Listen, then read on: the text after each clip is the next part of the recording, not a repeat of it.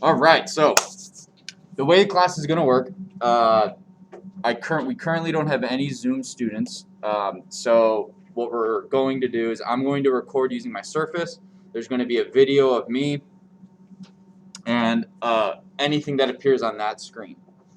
I will post these to YouTube on a playlist, and I'll post the link to that playlist on Academy or on campus. And so if you guys miss a class or you want to review, or hey, Mr. Stolter said something in the thing and in the class and it's going to help with homework, you can go back and try to figure it and find it. Cool? You can also look at previous classes. So if there's something, if you want a preview of what the advanced class is like or computer networking, you can just watch all of those videos and have at it. Okay, so today, when you open Python, so I'm actually going to go to my desktop. What you'll see is if you scroll down to Python, P in your list of applications, you'll see Python, and when you click on it, there's 4 options.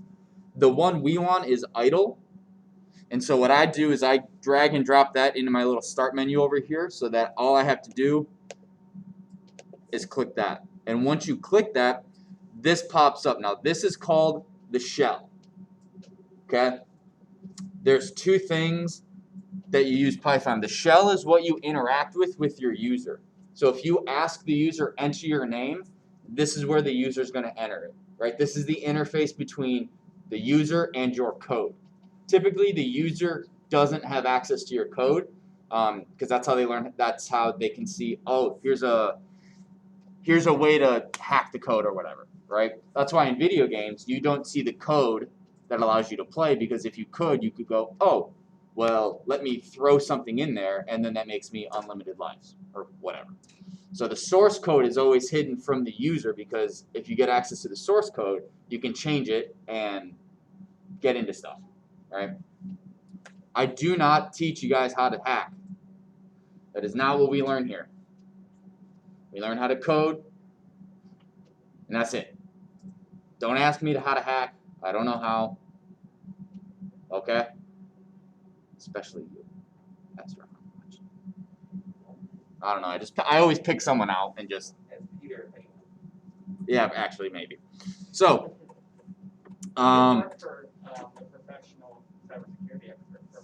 There you go. Okay, so I'm gonna throw that there, that there. Okay.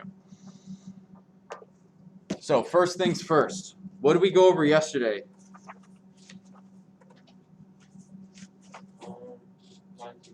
We did go over Minesweeper.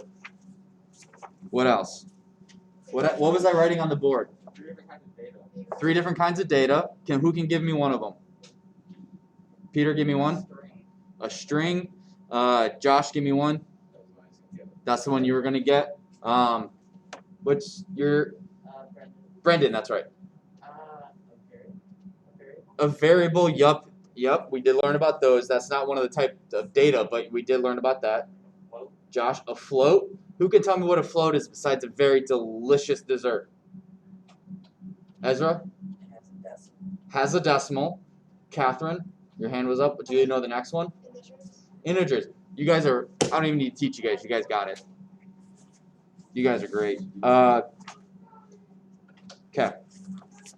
So that's 100% right. We have variables. Variables store data, and that data can be in either a string format, an integer format, or a float format.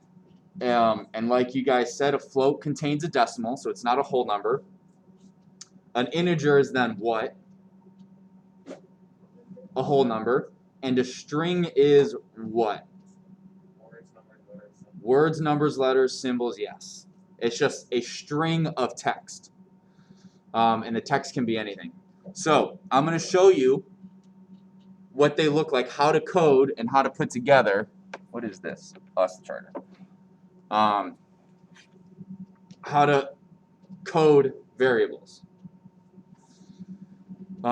Real quick, so the differences in a shell. The shell is a line-by-line executor of code.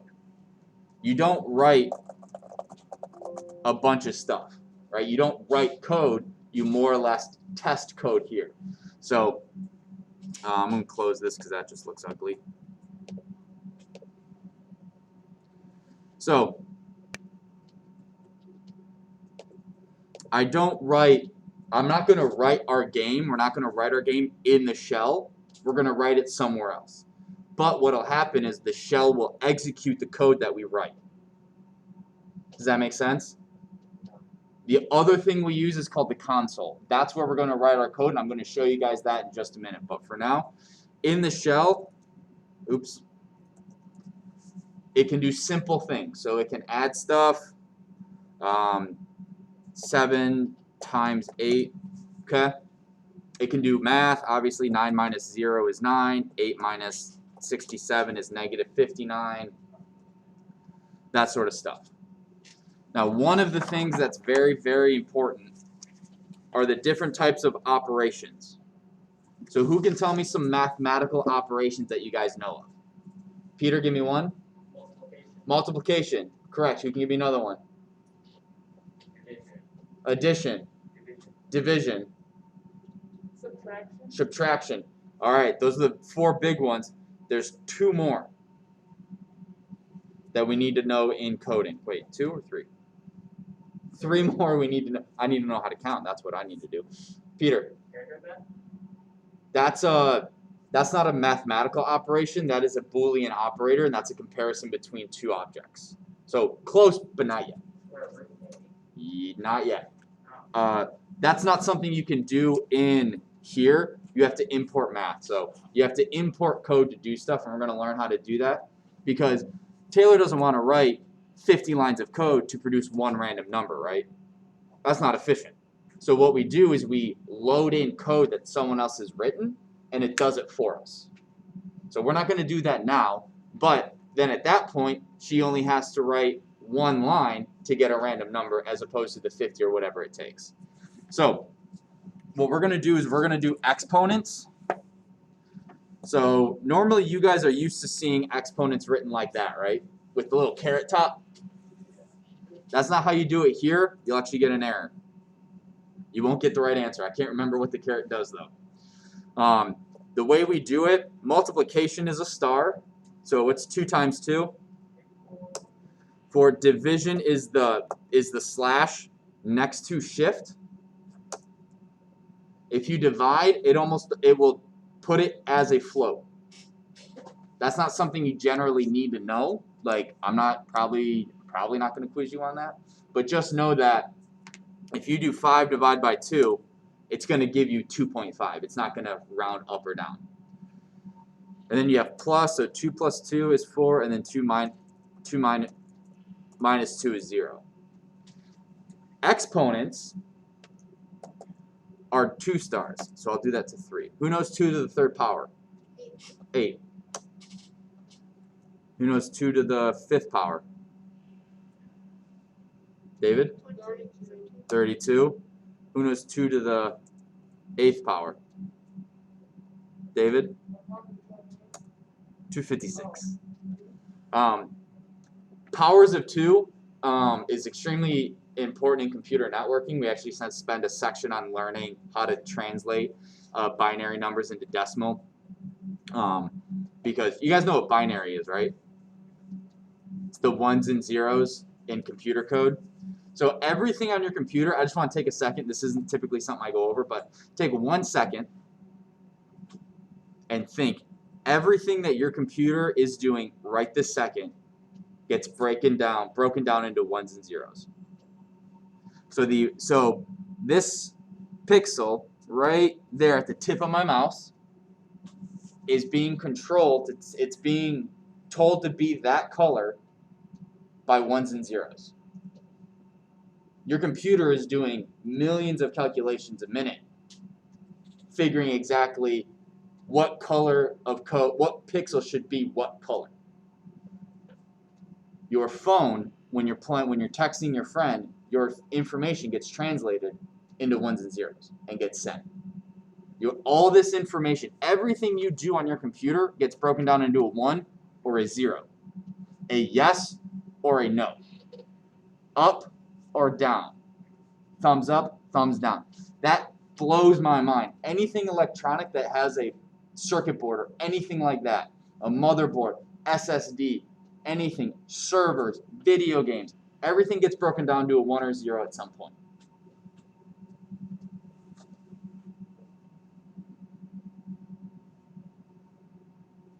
Just 1 or 0. That's it. That's all modern computing is based on a yes or a no. An electron going through a part of a circuit board. That is what a computer is a yes or a no of an electron going through a yes or a no gate. Did an electron go through this gate? No. Did it go through a gate? Yes. That is a computer.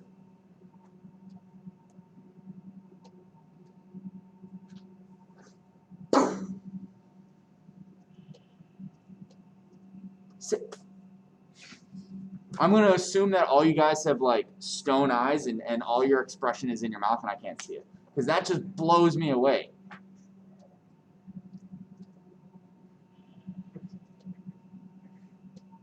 Okay, Mikey in the back's got it. Okay, so what we're going to do now is how to create an actual variable. So again, I went over this in class the other day.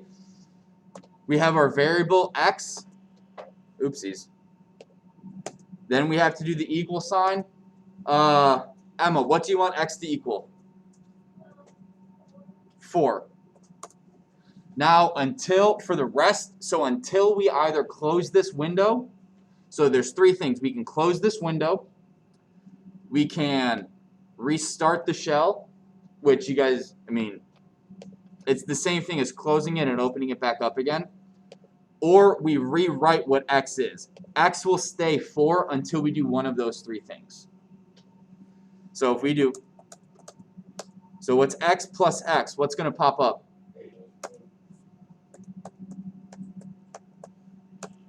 16. Okay, so the value of x is whatever we give it up here. We can now do y equals, Brendan, what is x equal, or what is y equal? 10. So again, y is going to be 10 the whole time, no matter what. What does this equal, Stockton? 14. What? 14? Perfecto. Yes.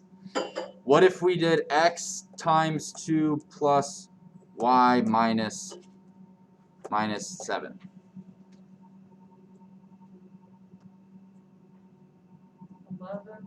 11? Nice job. I had no idea. I just randomly made that up. So, good job. So, again, this x and y maintain their value. What type of variable is x? So, what data type of variable is it? What? Integer. Yes, integer. Now, a cool thing we can learn, or cool thing we can do, and we're going to go over this later once we learn a little bit more, but if you are unsure on the type of variable a variable is, you can always type the word type parentheses x, and this will tell you what type of variable it is. So if I hit enter, it's an integer. And I can do, or I can type in, that will give me a float. So anything in this parenthesis, it will tell you what type of variable it is, which is extremely helpful, especially when we're building our game. If you don't label things correctly, or you label the same thing, let's say you label your image of your character the same thing as something else, and your code breaks, you'll need to figure out what type of variable your player, or what type of variable, what type of data type is your variable, right? Does that make sense? Yeah, it might not now, but this is very helpful for later. Okay, what does, Catherine, what do you want A to equal? Don't have it be a float. Okay. 12.55. 12.5? So now if we do a plus x plus y, the whole number is a float. If you put a float, if you add an integer to a float, it has to become a float. Does that make sense? Yes? No? Who does who? It's kind of like if you have like a composite number and a prime number, or it's sorry, no, integer and An even and an odd. Yeah, that's a good way to think of it. If you always add an even and an odd number together, your answer will always be odd. If you add an integer and a float together, your answer will always be an integer. Yes, Josh? If you have two numbers with like a float, and you have like say 1.5 and 1.5 and 1, and you add them all together, will it give you 4.0 or just 4? It'll give you 4.0. So that's a good question. So 1.5 plus 1.5 plus 1, 21, it still gives you the float. Because it has to preserve that decimal number, that decimal part, otherwise the answer is wrong. And decimals are really huge. There was something that happened. I can't remember why. Oh, wait, no, that was from a movie. Please tell us. No, these guys were coding something and they were trying to steal like 0.000000001 pennies of a transaction, but they do it like millions of times, and they coded it wrong, and it was like they stole 1 penny for every transaction. So instead of getting like $1 million in their computer system, it like broke, and they had 10 quadrillion dollars or whatever like that. But they did do. I know in one of the NASA launches, they used kilometers instead of miles, or miles instead of kilometers, and the thing, like the probe or the satellite, crashed because they didn't convert correctly. So, fun little fact that I think is true, kind of. Okay, so, gosh, last, what was the other variable type? Who haven't I called on? Josh. So we have integers, floats. What's the last one? Strings. Now, if I do x is hello.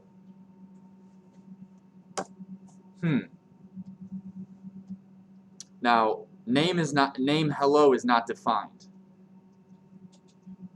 Does anyone have any idea what that means? I know you do, Peter. Catherine? Do set hello to number. Yes. You have to have, the computer is reading hello as another variable.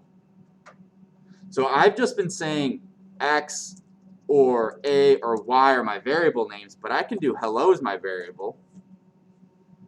Sonny, what do you want hello to equal? 3. So now hello is equal to 3. Okay? That's not how you do a string. The way you do a string is with quotation marks.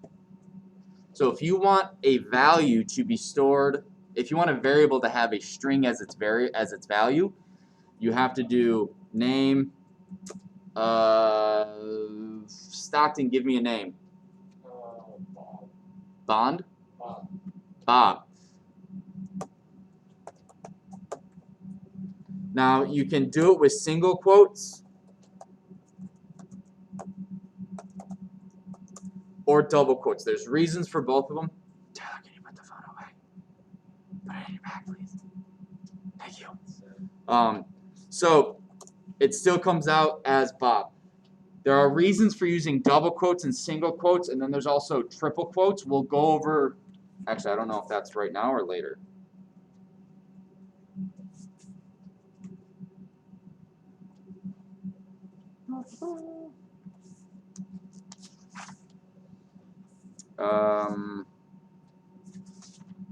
Yeah, so in the book, they tell you to just use single quotes. So for now, just use single quotes, and we'll go over that later as to why at the differences between single quotes, double quotes, and triple quotes, because like I said, they all do something different, and you use them for different reasons. Does anyone have any questions so far at the different data types, ints, floats, strings, how to create a variable? Sweet. Okay, so Next thing we can do, who here is familiar with order of operations in math? Raise your hand high. Stockton, is your hand up? I can't see. Okay. So I'm not going to spend too much time, but if I were to do 3 minus 6 minus 4 plus 10 times 15 minus 5. What's the first thing that mathematically would be figured out? 4 plus 10, okay. Then what would the next thing be? Multiplied by 15 minus 5, and then negative 3 minus whatever that answer is. Negative 208. So that's just one thing you want to be careful on if you're doing math or if you're doing complicated stuff. Whatever's inside parentheses will happen first. Now we also use parentheses, as we saw earlier, when we use type. Why this is, I'll go over if we have time in class, but basically this right here, anything that changes color in Python is something that Python, you can't name anything that, right? So let's say we're writing a code and we want the maximum number, max, to be 15. I wouldn't do that because max changed color, and that is actually code that will find the maximum value of some data. So you can do max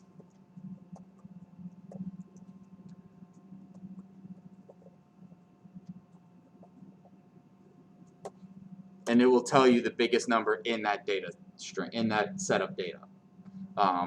So anything that changes color like this, don't name your anything like that.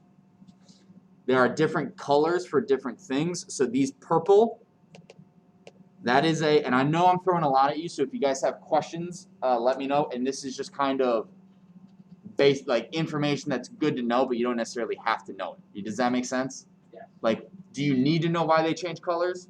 No, you just need to know that they do. And you can't name something that changes a color. However, the reason they change color is that is pre-written code that does something. That's built into Python. Okay? So the Python engineers have coded this, and when you install it, it loads all of this information into the computer so that if I want to find the maximum of a list, I don't have to sit there and be like, all right, how do I logically code my code to find the maximum value of something? Right? You just type max and it figures it out for you. That makes sense? Yes, Catherine. Why is there error when I type and then parentheses of a string? So you do type. Oops.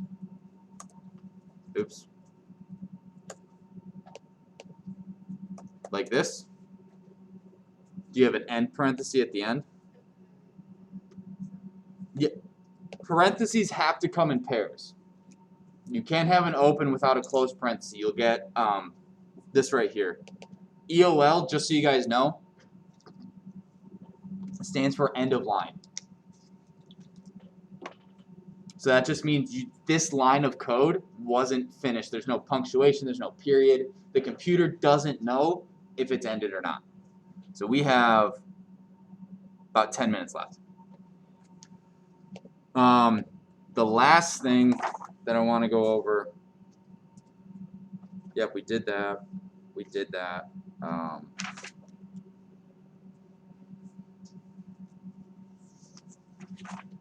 Okay, so there's two things I want to go through.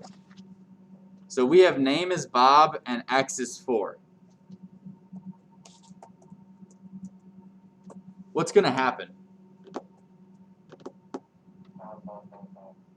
Bob. Bob plus 4.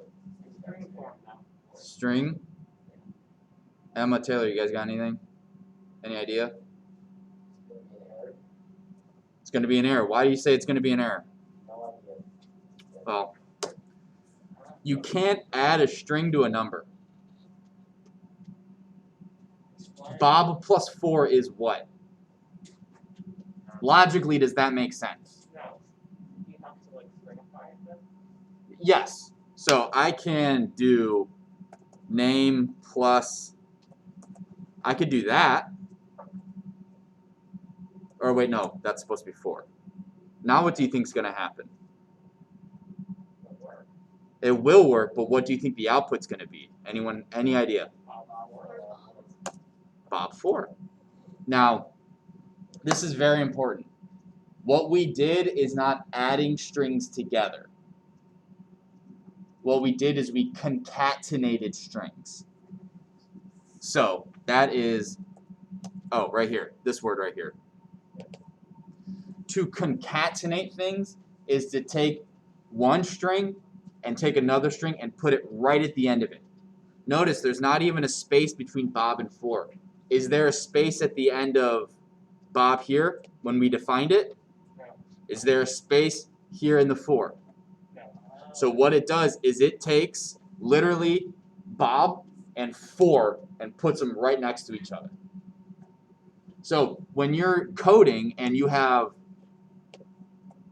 we already have names, so mid is James, last is Stoll. Would help if I could type my name. So if I do name plus mid plus last, because I want to put someone's first, middle, last name together because they typed it in at different points. We've coded account creation or whatever we're doing. Bob James Filter. Obviously, we don't want that, right? So you have to be careful. All we're doing is we're taking one string and we're throwing the next one right next to it. Peter. How do you turn integer into a string? It's very easy, but I don't know if we get to it because there's one more thing I want to get to before we do that. There's that. Okay, we're not going to get to that today, but there is it's the next few pages in the book. The next thing I want to do, and this is probably the coolest thing, is printing. This is not printing from a printer. This is displaying information to a user. So print, you type the word print, put it in parentheses, and if you don't put anything in there, all it does is it displays nothing. But we do print X, it displays that information. Whatever is in print,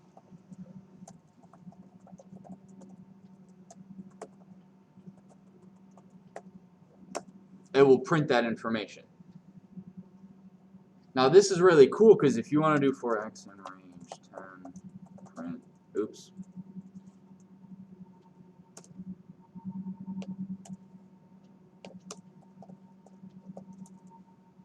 You can have it display numbers. You can have it print whatever you want.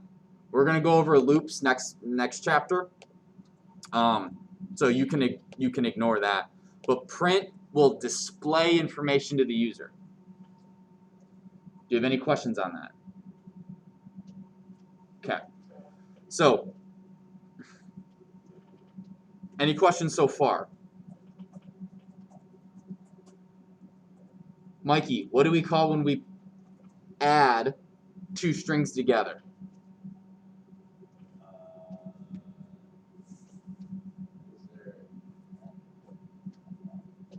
May or may not be on the TV.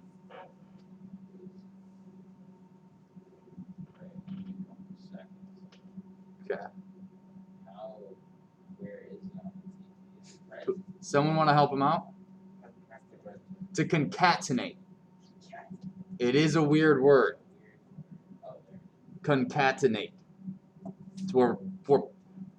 I do adding because we're not adding it together. We're not adding Bob plus name because what is Bob plus name? Right? Your brain kind of breaks because do you add the B in the end? What is B plus N? Bn? No. If you concatenate B and N together, then you get bn. But if you add them together, you get break. Is everyone tracking with me? Does that make sense? Okay. Next thing. we did that. Oh, now what's going to happen? If we do name times 4. So name is Bob, right? I don't think I'll know that. Bob, Bob, Bob, Bob. This is string, and this is a little, I don't think I've ever used this in class. Like, other than showing you can do it, I don't think I've ever been like, I'm going to have this string multiplied 18 times in a row. I've done it with other things, however, not with this. But this just shows that you can multiply a name by a number, and all that does is it repeats that name that number of times. Does that make sense to everyone? About division. You can, you get an error. And so notice it even tells you unsupported operand types for, now, okay, so this is something I need to, Holy cow. That's a lot. so in coding, well, in math, you have operations and operands. Now I have like 2 minutes. So an operation is addition, subtraction, division, multiplication, exponents, that sort of stuff. Operands are the things on the side. So if I'm adding 2 plus 2, that equals 4, this is the operand. Does that make sense? Operation, operands. So what this is saying on our error message is we're saying unsupported operand types for division. That means for division, we can't have a number and a string because, again, we get into that issue, well, do we add the B in the end? Do we divide the Bob by 4? What does that even mean? It breaks the computer. So that's what that error means. And you'll probably get that a lot because we're going to be taking numbers, making them strings. We're going to take strings, make them into numbers, and that sort of stuff. There you go. If you guys have any questions, message me. Otherwise, we'll start on Monday. Just a reminder that And, today is the 7th period day, so chapter yeah. will be today after So, 3rd period. have a good one. So you will stay in your 3rd period class for chapel. Thanks so much. These days,